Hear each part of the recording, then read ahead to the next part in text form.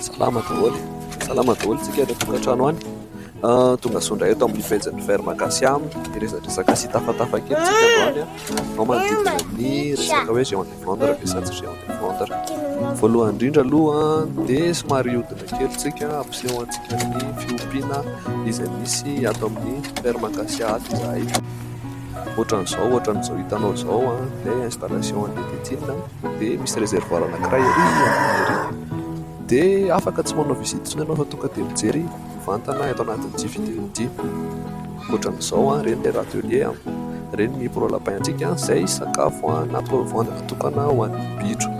Ohatran'izao izy izao, ireo izao izy ity hitantsika ity izao géant de Flandre. Hiditra amin'ny resaka hoe inona raha izany ilay ahitana fitsarana ivelany mahakasika ny ilay géant de Flandre. Ity hitantsika ity izao métis. Ohatran'izao izy métis atao aminay. Métis moa izany aminay dia croisement na race pure anankiroa. Izy ity izao azo tamin'ny argenté de champagne sy géant de Flandre dia ohatran'izao ny paoziny. Rehefa géant de Flandre moa ny resahana dia inona raha izany tokony jerena raha tsaratsara ela ivelany fotsiny ilay izy.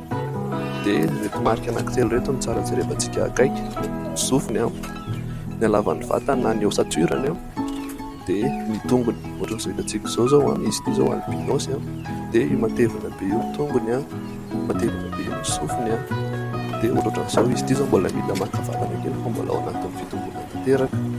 Dia io hitantsika io iny pour vendre-bitrontsika na le pour lapin izay vokarin'ny orinasa kely Acacia efa miparitaka eny amin'ny tsena rehetra mahazatra antsika eny izy na Antananarivo na Antsirabe. Na formule standard io na top croissance. Azadino ny formation antsika amin'ny 10 mois de juillet ity izay atao eto Antsirabe sy Antananarivo. Afaka misoratra anarana eto amin'ny pejy foana ihany nareo.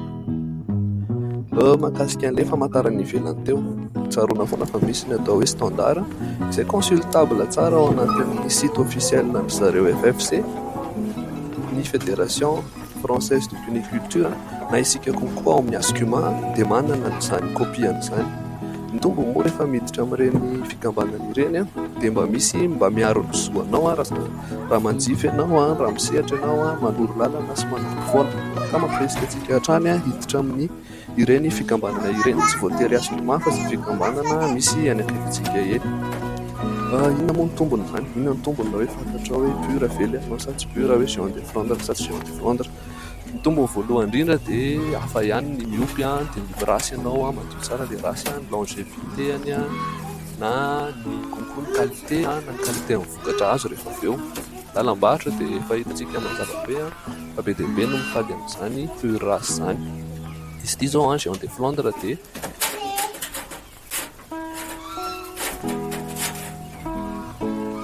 le tongony teo, le sofiny teo, ny halavan'ny vatany io izao coralie io géant de Flandre albinos. Arak'izao hitantsika izao dia io ny halavan'ny sofiny. Tandremana foana rehefa mandrefa an'iny sofiny iny fa tsy ary amin'ny foto-tsofiny avy any aoriana koa ny vestina amin'ny règle fa aty amin'ny tapon-doha aty aloha. Izany hoe raha avy any aoriana iny mahatratra 21 sy 20 foana fa ety amin'ny tapon-doha aty aloha fanaovana anazy. Ohatran'izao izy. Voalohany indrindra aloha izany marika ivelan'ny maha-géant de Flandre anazy dia unicolore izy, rarement izy bicolore, tsy misy bicolore moa izany izy. Izay indray ary izay indray vidéo antsika ho an'ny androany. Misaotra anao manaraka ny pejy, misy anay eny amin'ny YouTube, misy anay eny amin'ny LinkedIn, misy anay eny amin'ny Twitter. Mankasitraka tompoko.